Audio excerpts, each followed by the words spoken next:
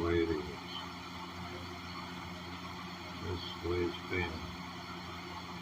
I started a YouTube channel way back yonder in 20, I reckon it's 2010.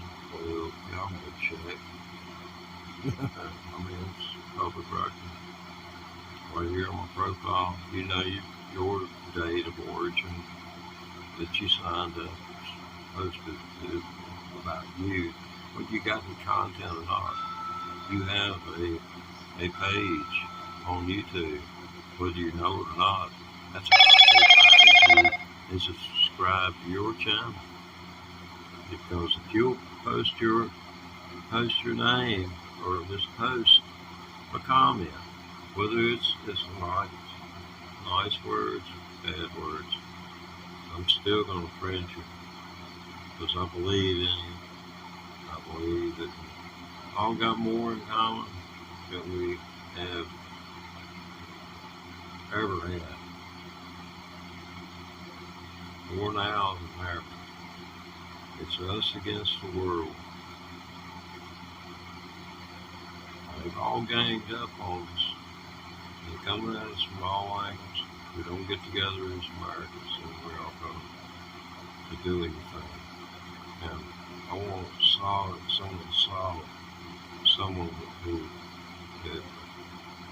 isn't going to explain to me that the reason that 500,000 people are dead is,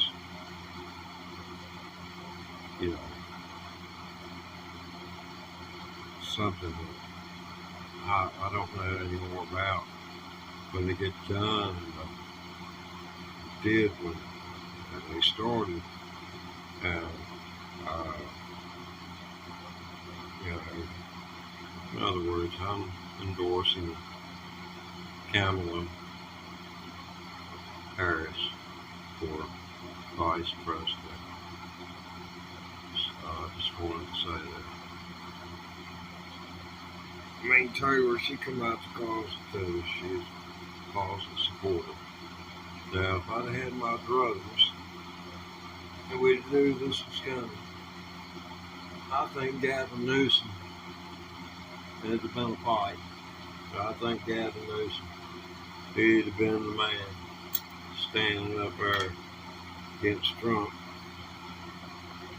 So I can tell you more knows his stuff. Adam Schiff, I'm not saying he's dumb, but the people just don't like him.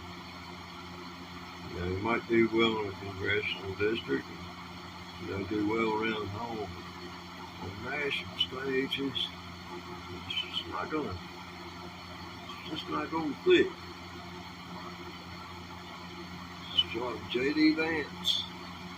He's going out there.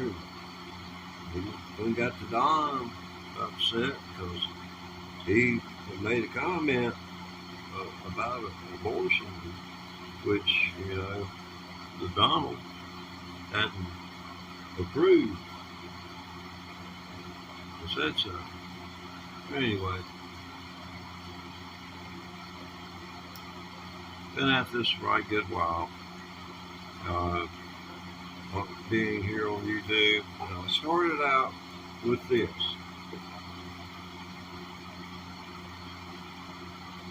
I put out a video in November, December, and January. I quit in February. It was though I was not here. I did not exist, and I was not worth listening to. So I quit playing banjo. But then I was thinking that, I was wired, mentally toward music. And I have always so highly admired electric musicians for their not just their individuality and creativity that a lot of times associated with that, outstanding personality, but I just wanted to try. I figured I was always too stupid. So I had a banjo. It's on my Facebook page. You can go look me up on Facebook. I was the one who put out a bluegrass singer-songwriter page on Facebook in 2010. It's got some, big names here in the bluegrass. But,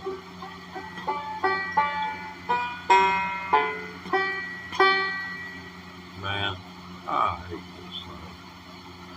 It just made me hate it.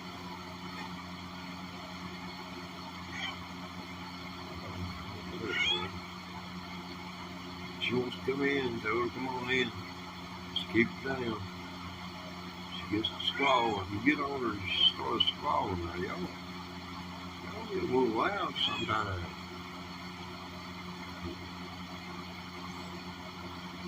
But I try to make life as natural for them as possible.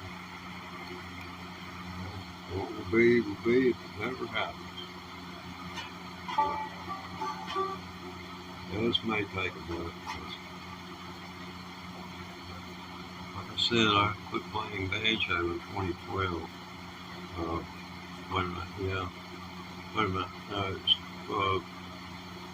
February 2014. So it's been a little bit over 10 years. Let's see. Okay, I've got to get the light on this. At such an angle of these 68, soon to be 69-year-old eyes to see it, but it is a proper thing.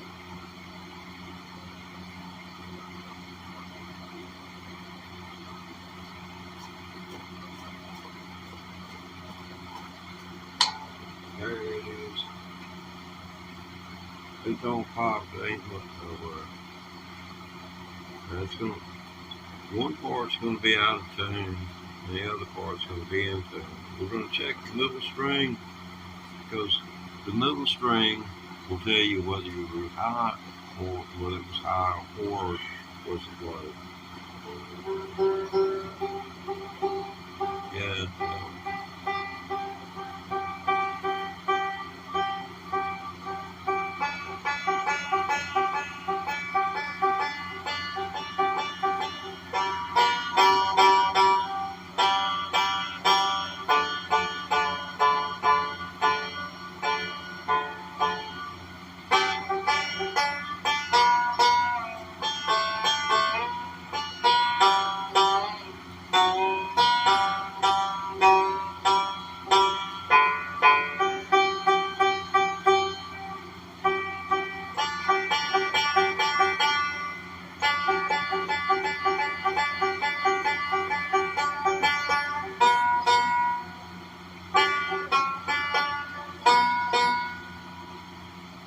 You know anything about the person that holds the Guinness Book of World Records fastest banjo player? That's actually a record, and he only has to play one part, and I play both parts. He gets to play one part and gets the world record. I'm sitting here playing it just as fast as he did, and playing both parts, and, well, I'll explain it to you like this. I pulled a guy, I ran for over 100 yards because I knew an automobile crash sound in the 60s. It was so common, you knew it. So by the early 80s, I heard one. I ran to it, 13 people, and it occurred in a semicircle at 20 feet away from a car that was afire. And I immediately went to it. I took my knife, cut the dude loose from the seatbelt, and took my left hand. And I was 150 pounds, and it was you know, like a, real small, tough fishing wire, fishing line. And it was like, I was like that. I pulled him out with one hand and set him on the ground. But he was going like this. He couldn't, get his seatbelt to unlatch. So I cut it. His long seatbelt. So, so I carried a knife in the sheath on my side. I sharpened it with sandpaper. That'll give you an edge. You get it down to where you well, anyway, you go 600 on it. And if you want to hurt them, just put a good burr along the edge. I've given knives to people for protection. Only one's been used so far. The man was beaten, and the perpetrator had gotten him down onto the ground and was beaten in his face and the upper body. But striding, got him down and it sat on top of him, welling the fire out of him. And he said he got that knife out of his pocket where I'd given, and he had opened it up, and he said when he stuck it, he said you could heard him squall in a certain location north of there. But anyway, it was something. But what it was a knife. It was about 7 inches long, and when the blade opened up, it looked like a boning knife. In other words, it was real thin, and graduated to where it would go through and penetrate. It was going to go all the way to the bone because it wasn't going to be offering a whole lot of resistance. It wasn't because it was big and fat, like a lot of knives are. It's so crappy.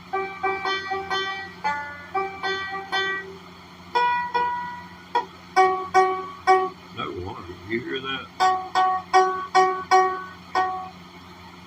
Please. Okay, thank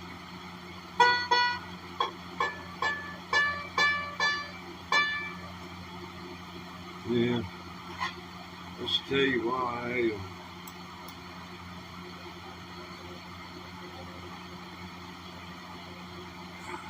I've never been able to afford one to stay in tune. This one has been broken right here and put back together. A good luthier takes good care of and puts it back together and stay in tune. This one doesn't. I don't know whether that's the problem or not. I've got to, this has got to go.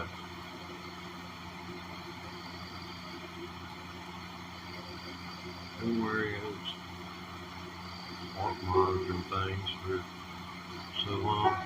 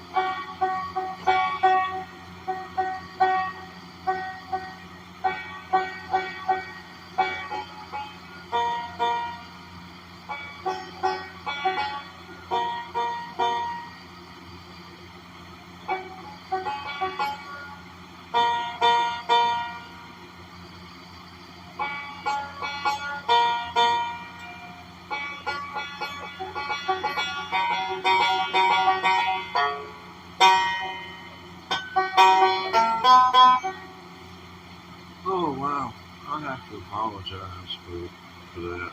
How much time have I taken up? Oh, I did tell a story or two, or three.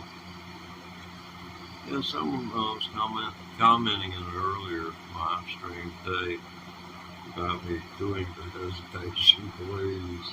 So I was doing a little bit fast. And I didn't, you know, I'm no singer, so, I couldn't think of the one verse at that time, and I've been running a whole lot of stuff through my head. You know, I grew up and was born in the 50s, so, knew about Woodstock. I didn't know it until after it was done. I got to see Roger Daltrey and the Who. Yeah, I mean, like, like Roger was throwing up microphone on the Woodstock. He didn't do that to perfect it, man. He threw that thing out over the audience. And, I always paid $5, sit up there in the nosebleed section. Man, Daltrey swinging that microphone. Townsend would take off running, and he was just jumping. Keith Moon, he was still alive when I saw him. He's going crazy, so, it's just so awesome. That's when, I guess that's 1975. And that was in Tandem production, put on down at the Greensboro Coliseum complex, or whatever it was. Oh, I know they had a good Duncan. It was where, let's see, I can't even think of the name of the doggone. Anyway, you look at the donuts in Greensboro, Krispy Kreme. That's where Krispy Kreme started at.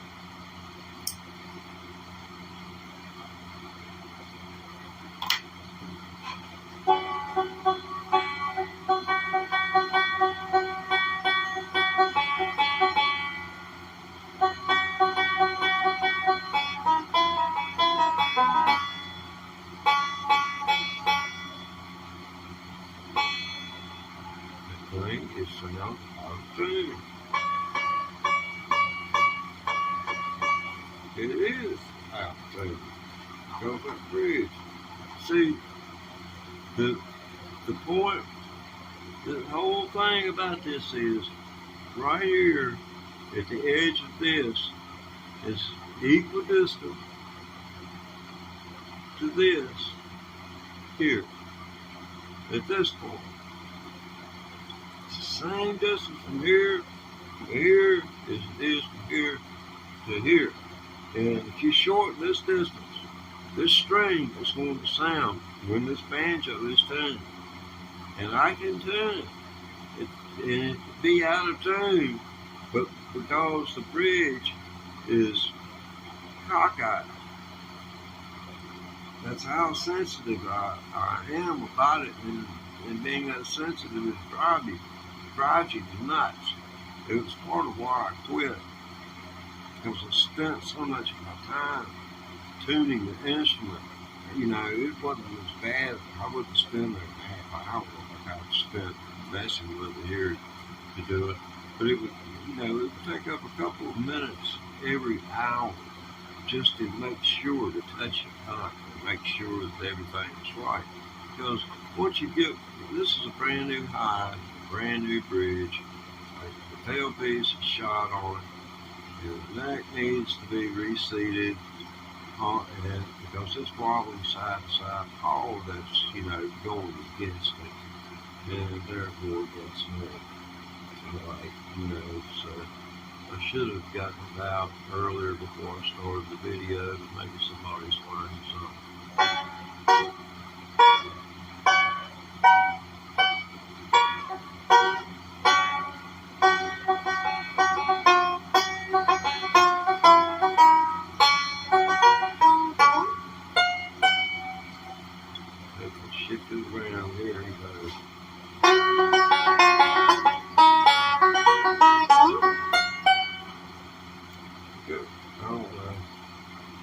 I know one thing.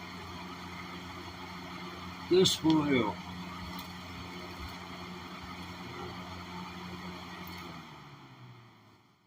There's, I'd say, about a decrease of 40 decibels.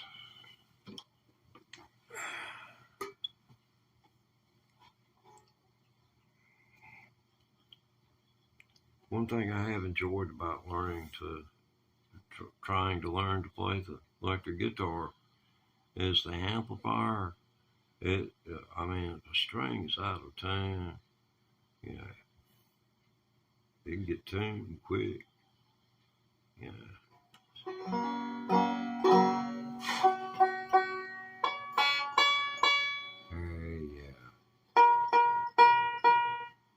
Yeah, that's still not right.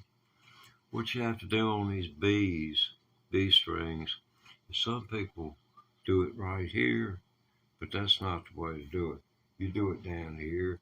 You take a file, the same diameter as the string that's going to pass through it, and you go at a downwards motion, and you don't do it like you're trying to doggone dig through China and you in a hurry. You take your time and make smooth, slow pass. Pretend like you're putting your finger on a baby's head, and if it wakes up, somebody's going to shoot you.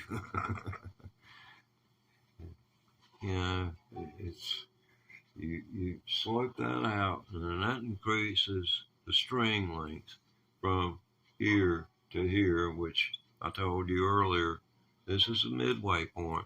From here to here is halfway, and it takes both of those to make this when it's in tune.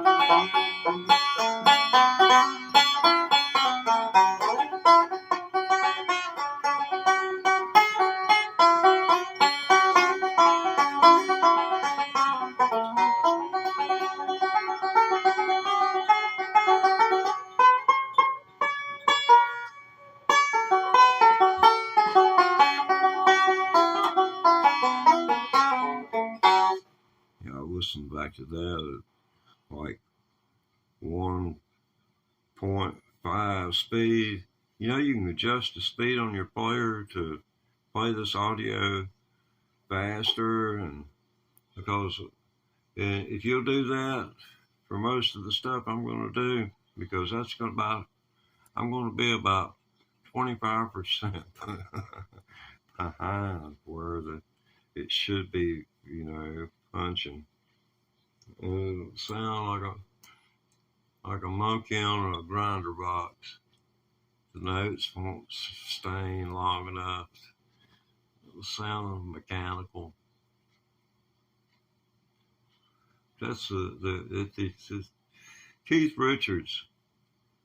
The reason he plays with a lot of you may not know it, but he plays 5 strings on a guitar. If he's gonna play any kind of blues and banjo, it's a blues instrument, bluegrass. I mean, it's Matt Common Man's music.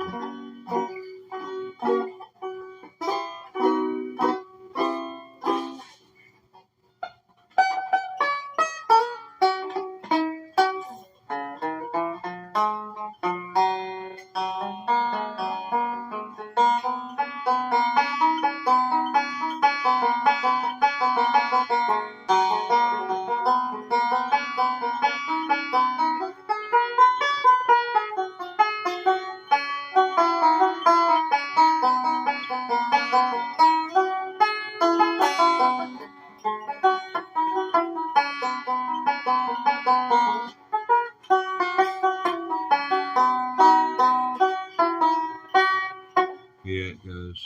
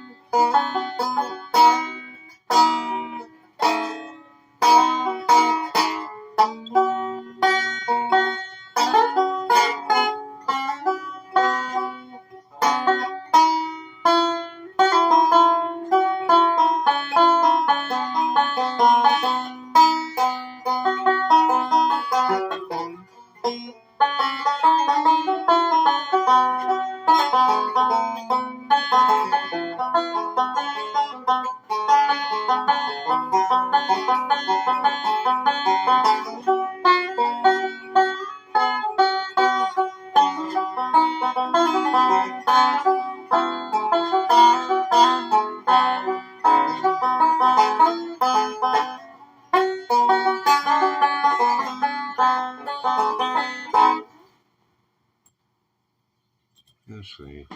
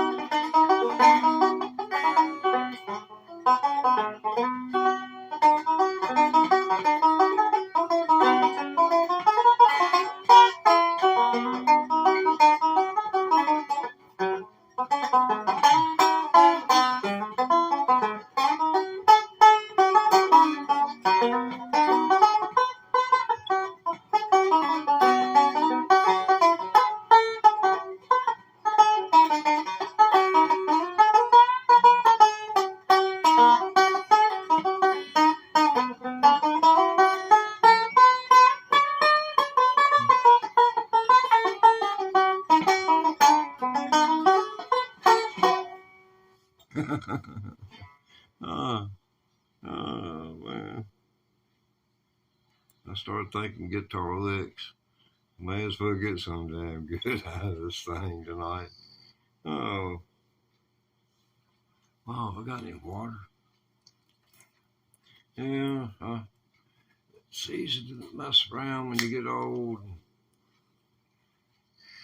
get dehydrated. And I found I've lost about 5 or 6 pounds there in 1 week.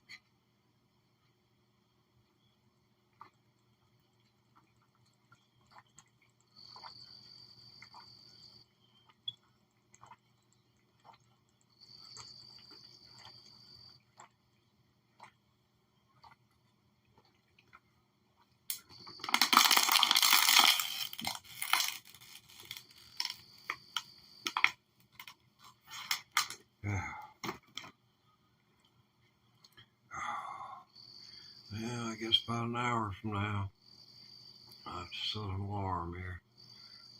Come here. All right. Hour from now, I'll be signing off. Won't fix me refried eggs. If you haven't tried this, get you some grapes, strawberry. I mean, you can have fruit and make it more interesting. And especially if you know, I don't know about anything but jelly, excuse me. But you put some jelly in between eggs like you do pancakes with jelly. Man,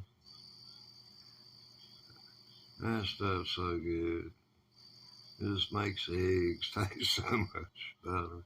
They're such a bland food, but they're light because, you know, certain, as you get older, where your system operates, certain things need to be eaten, at certain times. Yeah, I'll eat me about three jelly eggs, about as many pieces of toast.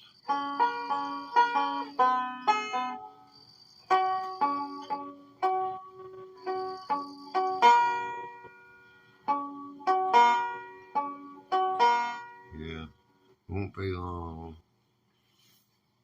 Yeah, it won't be long.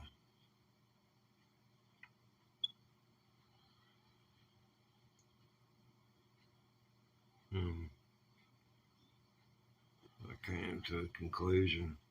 Took a long time. I had something been bugging me for a long time.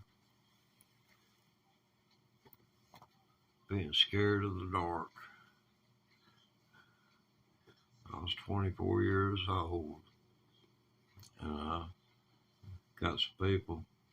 They took me Smith Mountain Lake. I had a pup tent, a doggone sleeping bag, and a little bit of camping gear. Took me up there and left me in a field next to a tree line. I went in, and I sat up there, and I listened to every sound that there was around me from, I suppose, maybe hundreds of feet away.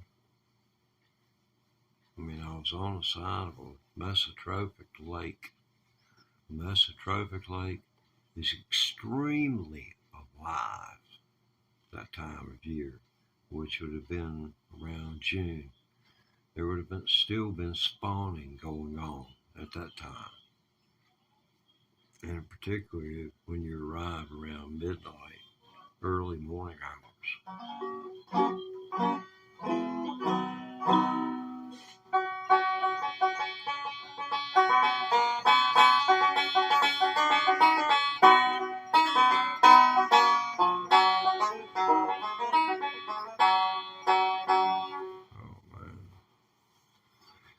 This thing gonna sound like crap when I listen back to it.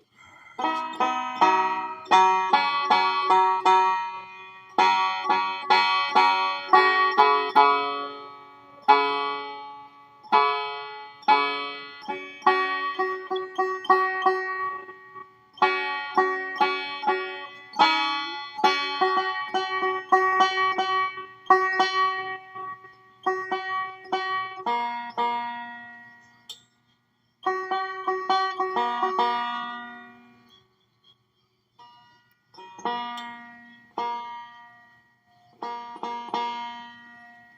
have a pencil. Not one handy anyway. I need to put some graphite in here. Maybe it'll hold me until I can find a file.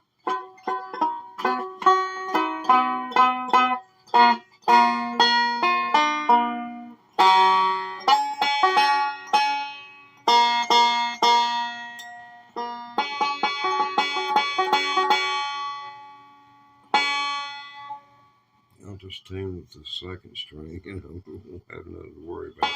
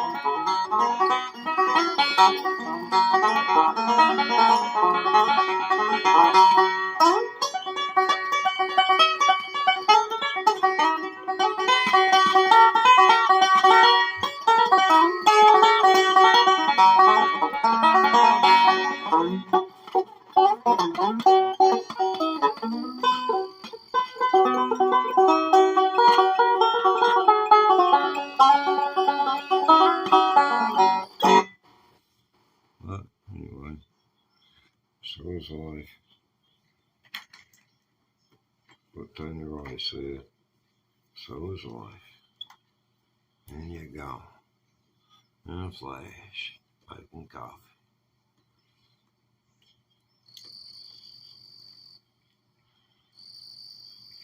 Hope that's the way I go.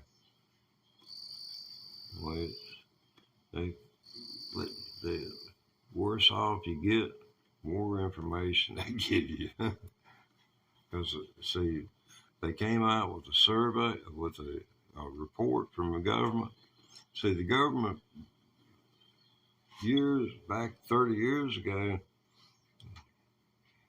you know, they would come out with reports. They would commission reports. And they commissioned a report on how people worried. And they found out that worrying caused disease. And then they issued another finding saying that worrying didn't cause disease. So, stress, in other words.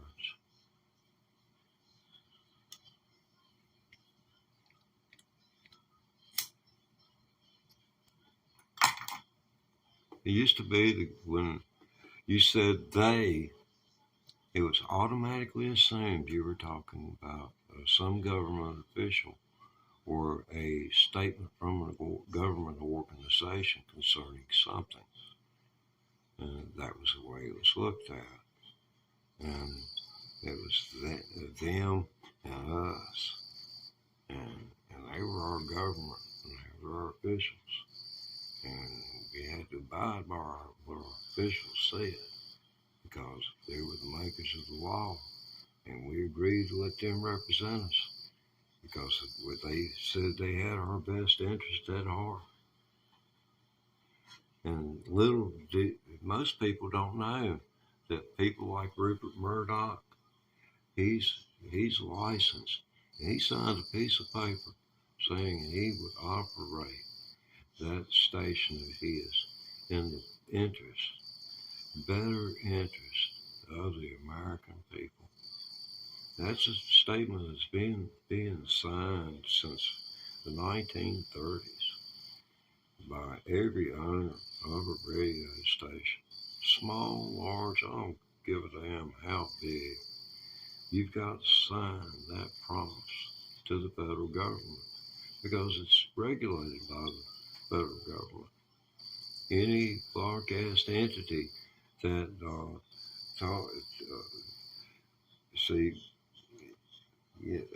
I'm talking about over the air, like CBS, PBS, NBC, and ABC, can be taken down at any time, and you don't need a presidential order.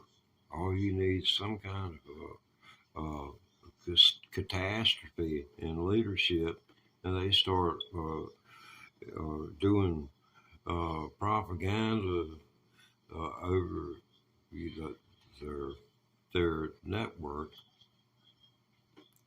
And I think you've seen what they got Fox, and Fox has doubled down, it looks like, because they're swearing up and down Donald Trump won. Donald Trump said he won, and he's and I quote, yeah, I heard they wanted another debate, but it's like a fighter.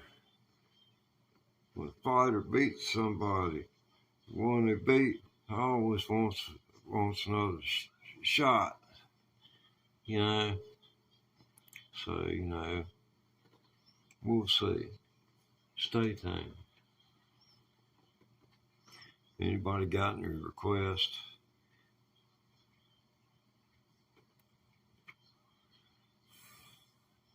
I guess it's play. Wow, man, I wish I could hook the electric guitar up. I hate playing this banjo. I quit 10 years ago in February. It's going on 11 years quit. And I bet I ain't played 100 hours.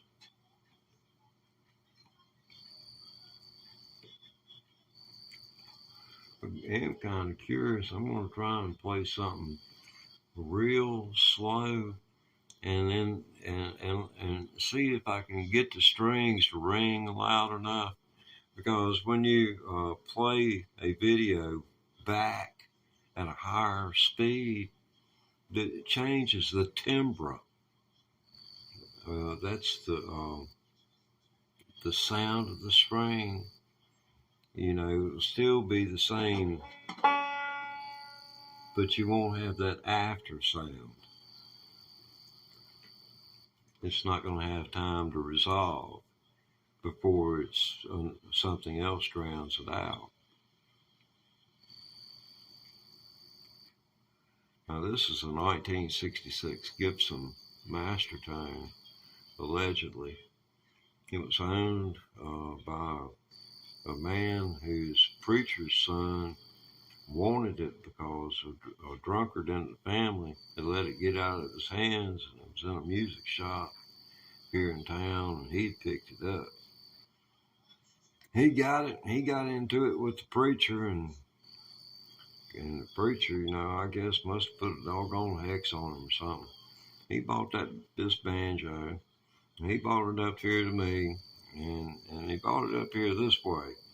He didn't say nothing about that preacher, but he said, I figured if you was ever going to have a banjo and keep it, because I would sell, if you had, back then I'd have $1,200-$1,500 tied up on a 5-string banjo back in the 80s and 90s.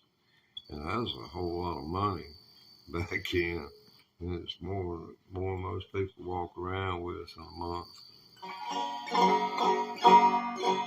And I'd have to sell it, to survive. And then start all over again. I was in the habit of rising with the sun and practicing my music. That was back in the good old days before having to go pee wasn't the first thing you had to do. If you're just tuning in, I said the P word.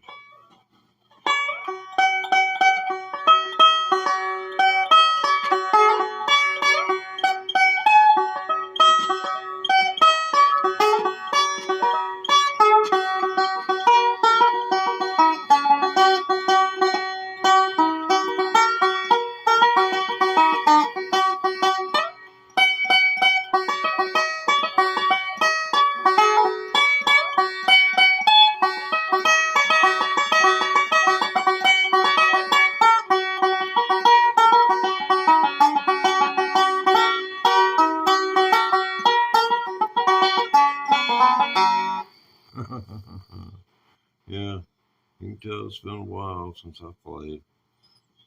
Yeah, going on 11 years. Yeah, I'd spend hours a day.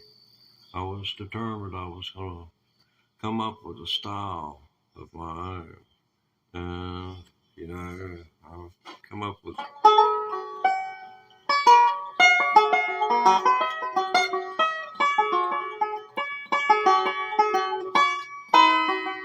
Let's see, what was that?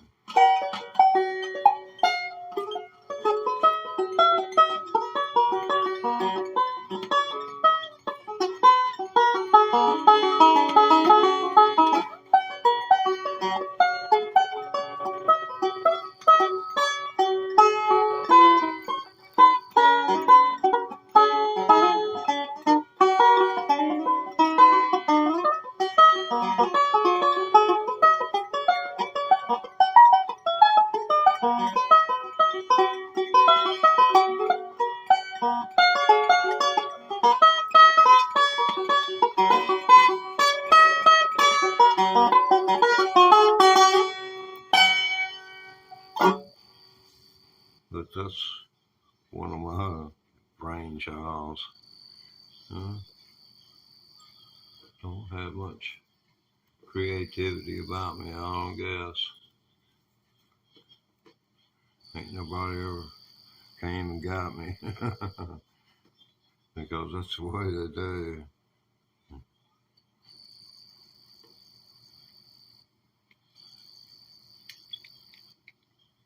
They find you. Because they keep a list in their pocket of people to replace people.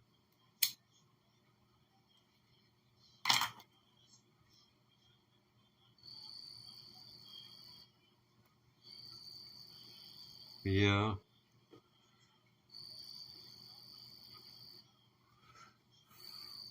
Searching.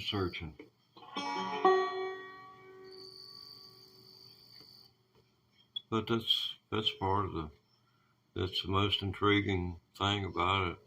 You never go away really disappointed in anything except that, you know, you might not have sounded like you wanted to, but at least you made the sound. And as long as you're able to make a sound, you know, if it doesn't do anything for you, you know, try to make yourself available to where it's of use to others. And I haven't been doing that, so, you know, I'm guilty. You know, I have to charge myself. Wow. Yeah, I do have the excuse that, you know, I'm just, you know, really totally unable to do it. I mean, it takes everything I can do just to light a cigarette and play a little bit of banjo.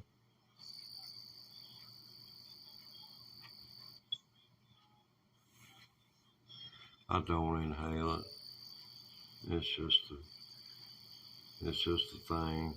The nicotine sublingual, you know what that means? It's absorbed in through the mucous membrane. And the quickest way to the brain is through the roof of your mouth or up under your tongue. You know, if you ever have extreme pain at one time and and it's not some type of time released pain medication, you crush it. Where a seizure, you run into somebody that's having a seizure and you know this person and they have a seizure pill. You crush it with a spoon, you stick it up under their tongue, and you hold their mouth and hold them. You know, things you need to think about. You know, 'cause ain't nothing, no telling what's around the next curve. And a good Samaritan always needs to be prepared. You know, if I was out, young man out running the roads, and I'd keep me some, you know, at least doggone arm length gloves and a plastic bag, you know, and some of those industrial strength flares, not these little roadside kits. You know, that's just nowhere. You know what I'm talking about. cheap's cheap, and if you want to have something worth having, you gotta freaking pay for it. I'm just sorry. And while I'm there, I remember when our government under Trump went to the federal treasury, the United States Treasury, and they're getting ready to meet and discuss interest rates.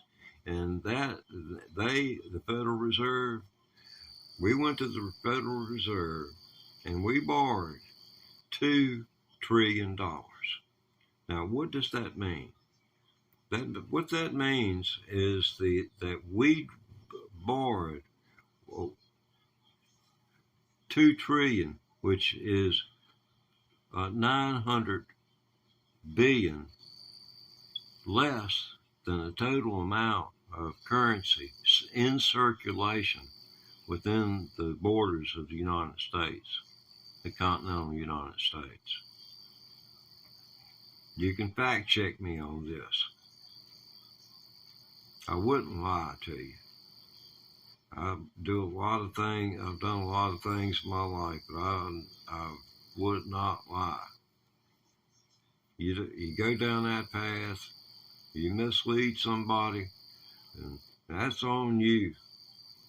What happens? I really believe that if there's a hell, you need doggone. There's books out. There's levels of hell. There's levels. The Islamic people believe Earth is hell, and when you die, you go to paradise. That's just short of it. Now, ain't that ironic? Them people dying over yonder. God dang galls my rear end. Doggone Israelis. See, they all the Jews was coming out of Russia, and Russia said you can have them. You can have them. And so they had to have some place to go real quick. So the United Nations, they was fumbling around. The first place they looked was over down in South America, which would have been ideal if they'd have set them down in Venezuela. Man, they'd have prospered. They'd have prospered. There's no way that those people would not have owned that place by now. And that's not an anti-Semitic comment. It's just a fact of the world. Back in the day, and it ain't been that many hundreds of years ago, a Jew in Europe was not allowed to own property. They could not own property. They had to rent. But Christians, following the Christian teachings, could not borrow money from a fellow Christian. So what happened there is they turned to the Jewish people, and the Jewish people became bankers. That's what went down over time. And it was a source of commerce. It became a source of commerce over time. Everything has a start, and then it just blows up, Just like, Silicon Valley is in your home right now. You're looking at me over it. The world is flat. If you've been oblivious to the fact the world is flat, and that's where we're at right now. But anyway, I was on. I got to put on my sunglasses here. Yeah, I have to see. I'm thinking about going for the Guinness Book of World Records, fastest banjo player. The song, there is already a man who has set the record. Now, that man only had to play one part. I will play both parts. Now, that may be hard to believe, and, you know, maybe even harder to do. But the question is, are you willing to stick around long enough to see what's going to happen? Because what is it? One? No, there's no one there. Oh, okay. Let's see.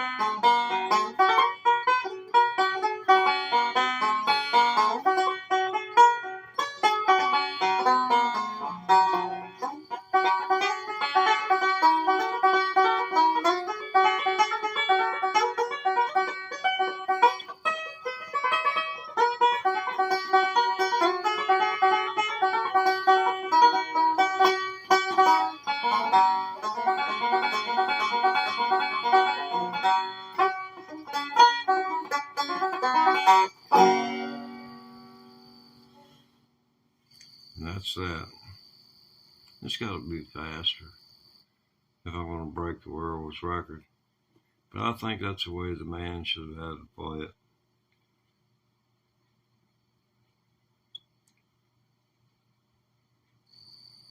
Because I watched a video of him doing the world record. And he just played one part of dueling banjos and got the world's record for fastest banjo player. I could have used the money. That dude got marching out on stage. Shame I didn't have an idea. Ain't no telling how much money it took for him to, you know, get them to even notice him, or to, you know, I'm sure it took a certain amount of tenacity. It takes tenacity for an individual to pick up a musical instrument and get anywhere with it at all. It goes with any kind of trade or occupation. Yeah.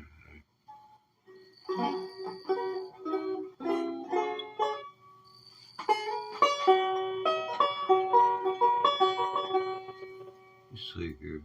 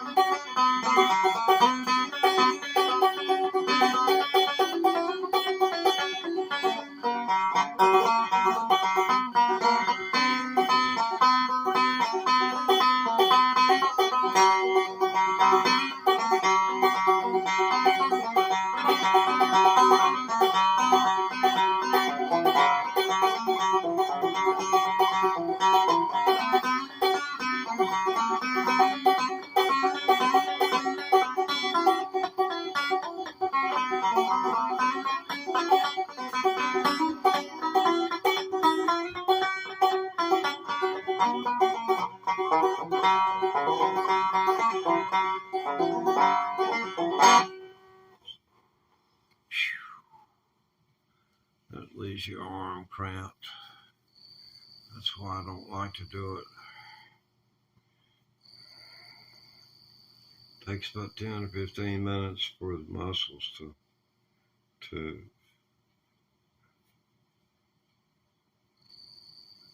little old lady. She was born in late 1800s. I was about 13, 14 years old. She showed me some stuff. You can look her up. Stella Kimball, Wade Ward, Kyle Creed, Tommy Gerald,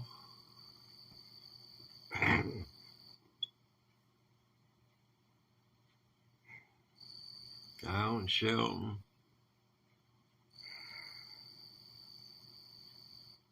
He didn't actually help me. What he did was just not intimidate me so bad that he didn't want, I guess he just didn't want to hurt my feelings.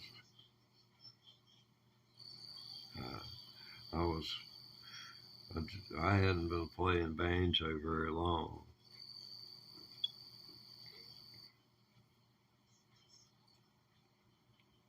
Like, let me see, about 6 months. And see, he had been a professional, he was a road musician. He just happened to be at one of his cousin's houses when we had a band practice.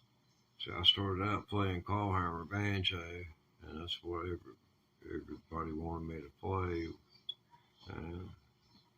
And I was playing with just a thumb and a finger.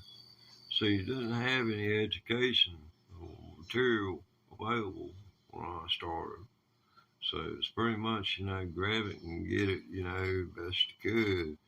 So, and a man, and most people would just pass you by, but there's this old man, he's probably 65 years old. He had a 1930s Gibson Master time.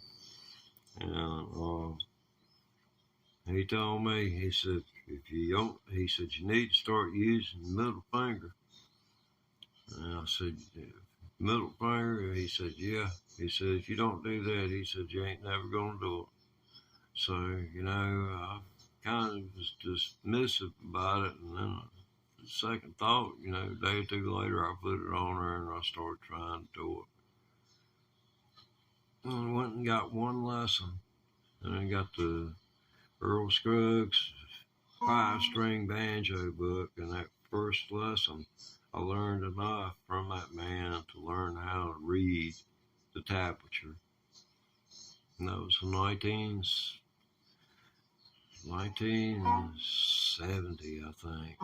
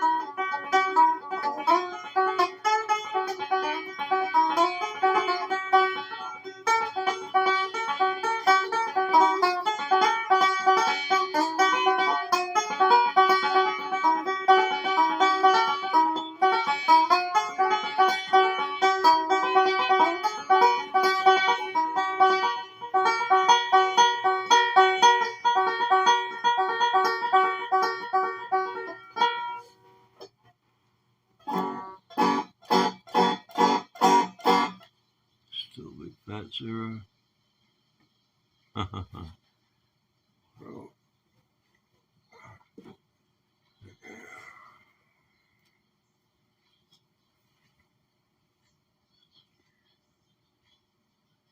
I can't tell anymore.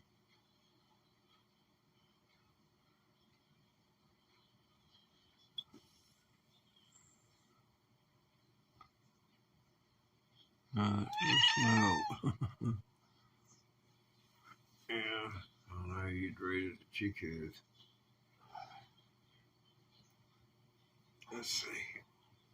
What else can we play, Bud Man? We don't want to make us without merit.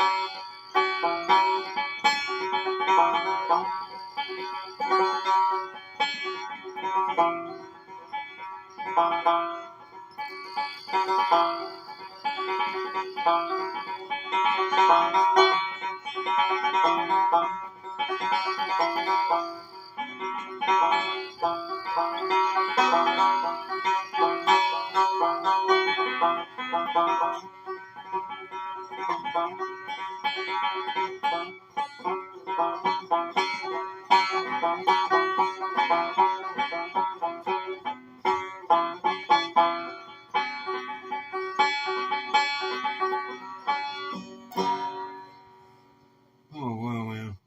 Gonna call it tonight. Say goodbye. Carve me out a piece of ground. Say goodnight to my neighbors. Go to sleep. Get up, start all over again tomorrow. Good night, y'all. Appreciate you tuning in. Like and subscribe, as I do this with the electric guitar.